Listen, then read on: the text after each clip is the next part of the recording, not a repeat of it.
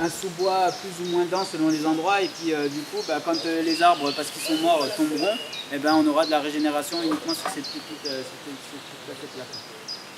Et donc tout ça, en fait, en bordure de cours d'eau, c'est quand même très intéressant d'avoir ça.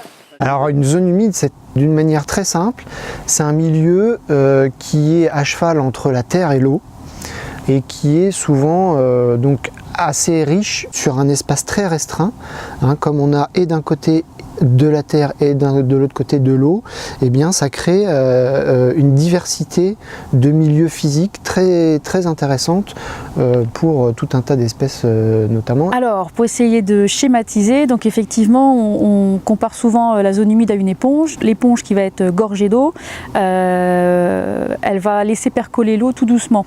Donc à la fois dans le sol, en fait, donc la zone humide elle joue ce rôle-là, elle va laisser percoler l'eau dans le sol et ça va alimenter les nappes. S'il n'y avait pas cette éponge, en fait, l'eau qui tombe sur le sol, elle va ruisseler, puis elle va rejoindre la rivière et en fait, elle passera pas assez de temps au niveau du sol pour s'infiltrer. Elle va retenir l'eau et donc ça va limiter en fait les inondations. L'eau sera retenue plus longtemps et donc il y aura moins de pics, en fait, un pic plus faible. Et sur la sécheresse, donc par rapport au cours d'eau, c'est le même phénomène, c'est l'éponge qui va relarguer tout doucement un petit peu d'eau et qui va alimenter la rivière. S'il n'y avait pas cette éponge, donc cette zone humide, en fait, la rivière, elle serait alimentée quand il pleut, et puis dès qu'il ne pleut pas, l'eau s'arrêterait, schématiquement.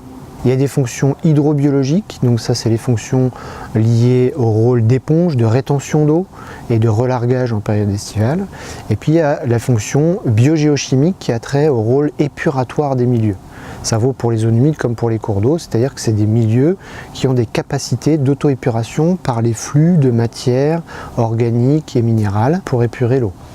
Et ces fonctions-là, elles rendent des services aux sociétés humaines en termes de régulation des inondations, en termes d'alimentation des nappes souterraines pour pouvoir produire de l'eau potable par exemple, et puis ensuite en termes de biodiversité, ça rend des services sur l'accueil de diverses espèces qui permettent un équilibre des écosystèmes. Les zones humides sont des réservoirs de biodiversité très importants, c'est 35% des espèces rares et menacées qui sont présentes dans les zones humides, donc il y a ce premier rôle là que nous au conservatoire on va essayer de préserver. Alors les zones humides globalement elles sont quand même en régression depuis plusieurs décennies, voire même depuis plusieurs centaines d'années.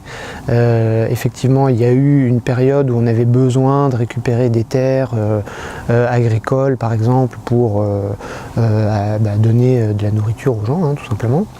On construit des zones d'activité commerciale, on construit des lotissements, et donc souvent, lorsqu'on aménage ces infrastructures, c'est au détriment de ces milieux humides.